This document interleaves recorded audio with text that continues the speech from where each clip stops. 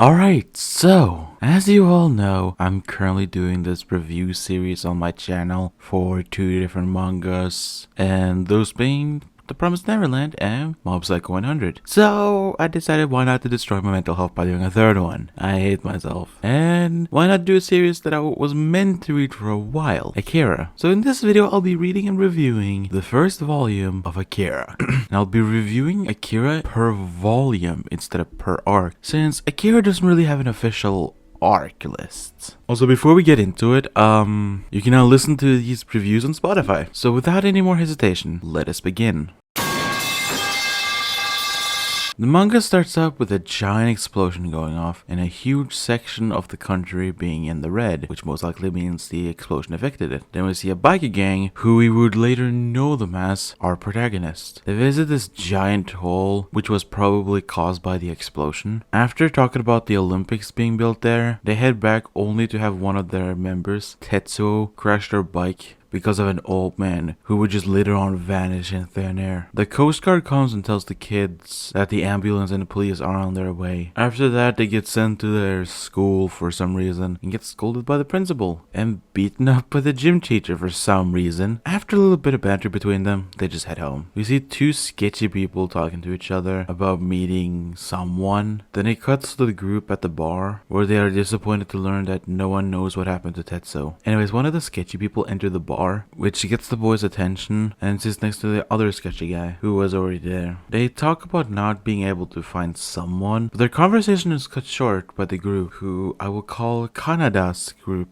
sorry for my pronunciation, who tries to hit on the sketchy girl. Before Kanada has a chance of hitting on the sketchy woman, the man slams Kanada's head onto the table, and both of them starts to run out of the bar, only to be chased down by Kanada's group. The girl is able to escape, but the guy has one of Kanada's friends on his tail. The guy is able to escape after running through an alleyway and causing a commotion for two of the other boys. After the two other boys get back on their feet, they see the old man who caused Tetsuo's accident, and one of them recognizes him. The boys is about to beat the shit out of him. Before they can do anything to the old man, glass starts to break behind them, and the sketchy girl from before tells the boys to run away. Just as she said this, an explosion happens on the building. Honestly, I'm pretty sure this old dude has some sort of psychic powers. Sure, they might explain this soon in the manga. I'm writing this before I read the later or parts of the manga, but I just wanted to write this, but my guess is here, because there is no way this old guy isn't psychic and caused all this damage by just sheer luck. Anyways, we see a group of even shadier people talking about the explosion and mentioning who I think is the old guy. Anyways, as the fire department and police come to assess the situation, Kanada's group is hiding because they have no way of explaining themselves and they don't want to get into any more trouble again, especially after what happened earlier. Kanada realizes that the sketchy girl has something to do with the explosion and the old man, so he runs from his group to try to find the girl and chase her down. Meanwhile, the sketchy guy finds the old man and tells him that he's an ally and his group is the reason why he got freed, which is interesting to read. And as the sketchy guy is trying to calm the old man down, Kanada appears and asks him what the hell is going on. As they argue for a bit about the old man, armed guards come to try to kill all three of them. The man takes the old man with him while Kanada runs the other way. Kanada gets cornered and is almost killed, but is saved by the woman. Look, I'll use their names once they're revealed in the series. Trust me, this will be for a while. Kanada and the woman tag along to find the man and the old man. Meanwhile, the shadier group is talking about number 26. I presume this is the old man being spotted, so the boss of the group tells them to call Masura, which surprises the driver, but the boss tells them that Masura is more useful than 100 soldiers. Jeez, dude. Anyways, the man and the old man, who I will call number 26 until his name is revealed, enter a gun battle with the soldiers. The man asks 26 if he can help, but he just stands there scared. And as the guy is about to lose, Kanada and the woman comes to save them,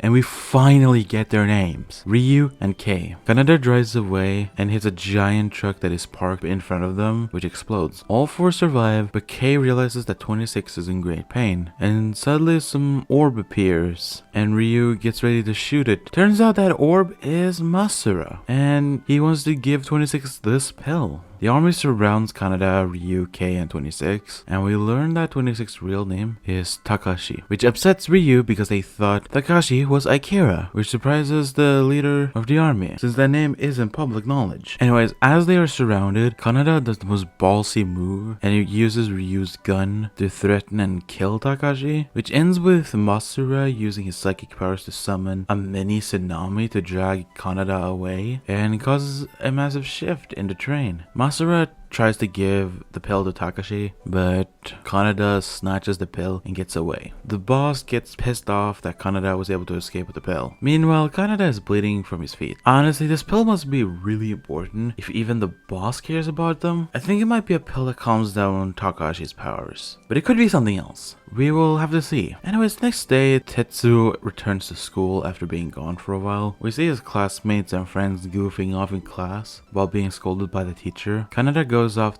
to give the drug to the school nurse and talking about how that he wants to watch her give birth, which was interesting to read. And as he gets the drugs, he is informed that Tetsuo has returned, and Kaneda's group decides to celebrate by having a party. But Tetsuo tells him that he has to return to the hospital by 7. But the group ignores it and insists that he has to tag along and go and party. Right as the group is about to hit the downtown, he gets the drug from the nurse and she asks Kaneda how he got the pills, and he shrugs off, saying monster gets from other monsters. We also learn that pill is something that shouldn't be publicly available, which will be interesting to see. And as Kaneda's group exits the school on their bike, causing mayhem in town, the boss from earlier is talking about Tetsuo and may hint at Tetsuo being able to develop psychic powers. And as Kaneda is causing a lot of mayhem, Kaneda realizes that Tetsuo is gone. Kaneda follows where he saw Tetsuo go, but the police arrive and Kaneda's group try to run away from the cops. Tetsuo gets surrounded by a biker gang and is about to get captured, but Kaneda comes in and helps. Tetsuo, however, beats up one of the bike members, almost killing him, but Kaneda stops him, and this causes the two of them to have an argument. Sometime after this happened, the boss guy arrives at Kaneda's school to retrieve Tetsuo. Kaneda is trying to flirt with the nurse, but gets rejected, and as he's about to go back to class, Kaneda and the boss guy spots each other, which shocks Tetsuo since they both know each other. Kaneda jumps out of the second floor window and gets to his bike as he's getting chased by the boss guy's guards. Kaneda is officially on the run. Meanwhile, the boss guy chews out the two guards later for not being able to catch Kaneda, and after talking to the professor about Tetsuo, then we see Kaneda meeting up with Kei and some of her comrades. Her comrades say that Kaneda is not trustworthy, but Kei tells him that he's trustworthy, ending with them telling Kaneda to follow them but leave the bike outside, which pisses Kaneda off. He is brought to a secret underground lab where Ryu appears and thanks Kaneda for helping him earlier. Then he asks Kaneda where the pills are, and Kaneda tells him that he lost them. Ryu and everybody who's currently reading knows that he's damn well lying. Ryu lets him go and Kei shows him her room. Meanwhile, the boss guy watches as they scan Tetsuo for his powers. Then he's informed that there has been an accident at the Olympics. After that, we see the boss guy enter the room with all the psychic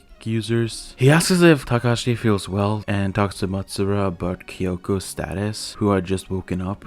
Kyoko tells the boss guy that Akira is about to wake up, which gets him scared and tells the guards to call an emergency. Meanwhile, Kei traps Kaneda in her room, but he busts out of the room only for them to see a vision of Kaneda as a burning spirit saying Akira, which gets both of them scared, and thus so Kei's comrades come and check on the situation. Ryu and Kei talk to each other about what happened, and they say to keep an eye on Kaneda. While this is happening, a bunch of business savvy guys have a meeting about Akira, and the boss tells them if they don't do something in time, they will have to rebuild Tokyo, assuming anyone survives, which is probably one of the hardest lines I've ever heard. Also, during this, Tetsuo experiences a lot of pain and suffering, which causes him to eventually escape the facility. The next morning, Kei and Ryu's group is raided by the military. Ryu meets up with Kei and Kaneda and informs them what is happening and gives Kei a gun, allowing them to escape underground. The military follows them, but Kei blows up the entrance, which annoys Kaneda because she didn't warn him and causing him to damage his eardrums. We also see Tetsuo leaving the facility and a guy wearing protective gear on a bike saying hey to Tetsuo. Turns out this was the same biker that he beat up earlier. The biker member tries to harm Tetsuo only to get bolts launched into his face, face. The two other members with him, in fear, promise to help Tetsuo get the pill back to calm his headache. Meanwhile, the boss guy realizes that Tetsuo has escaped and he starts calling him number 41. Kaneda and Kei arrive at their new hideout, which Kei complains about. Kaneda tries to small talk and even hit on Kei, which makes her beat him up.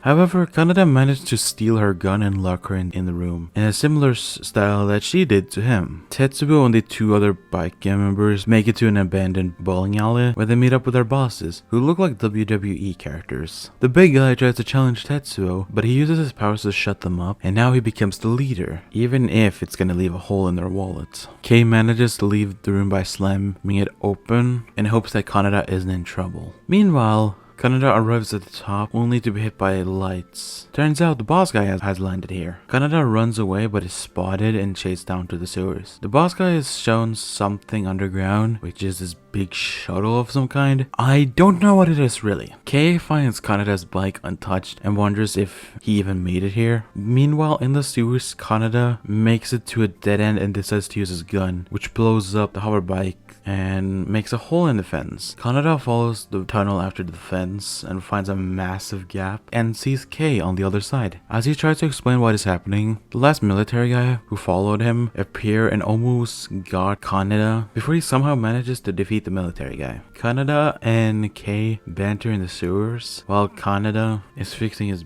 bike.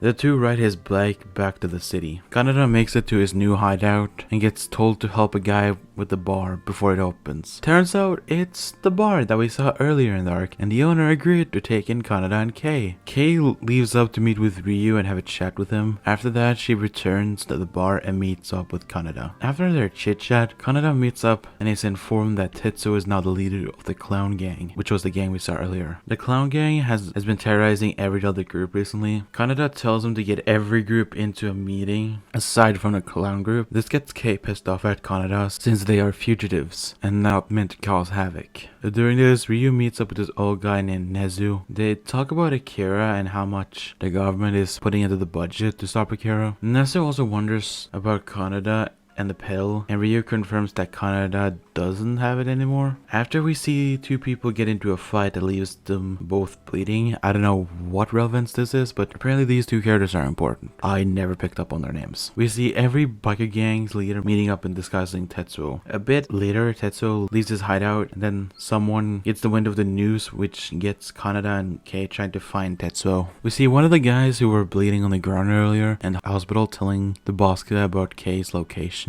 So he sends the military towards that location. At the same time, Kaneda is about to leave, but Kei stops him and asks if she can go join. However, Kaneda tricks Kei into giving him the gun and acts like she's gonna join only to abandon her. She would later find a scooter with a key still inside, which she steals. On the road, every other gang is having a fight with the clown gang. We see some of the members fight the big guy and lose horribly. We also see Tetsuo destroying some members too. Kaneda stands with the rest of the biker gang members as Tetsuo comes, which unironically reminds me of Madara's moment from Naruto or the Avengers Assemble moment from Endgame. Anyways, Kaneda tells everyone to attack Tetsuo, and he tells Tetsuo that he really messed up this time. In the meantime, the bar gets raided by the military, and the military destroys his bar license. Like, bro, why do y'all have to be such hateable assholes? During this, all the other bike members chase Tetsuo into a warehouse. So when Kaneda and Kei arrives, his friends are informed that they trapped Tetsuo, but then Tetsuo uses his psychic power to break out. Tetsuo appears in front of Kaneda and taunts him about shooting him, which he fails to do so. So his friend tries to shoot Tetsuo, but he's struck by Tetsuo's psychic powers, killing him. Kaneda shoots Tetsuo with a gun, which surprises Tetsuo since he thought he was immune. And he runs into the warehouse and Kaneda follows him right behind on his bike. Tetsuo tries to stop Kaneda from reaching him, but fails. Right outside, the military comes and spots Tetsuo, and right after that,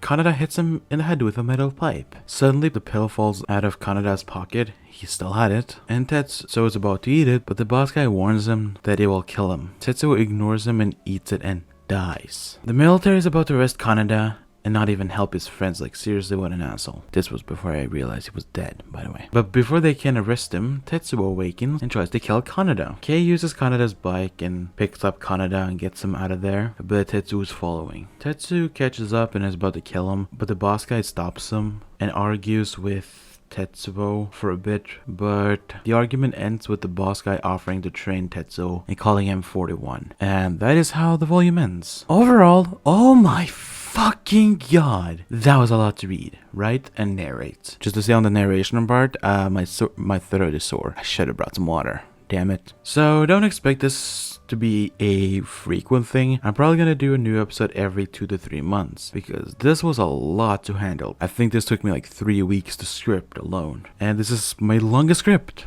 5 pages long.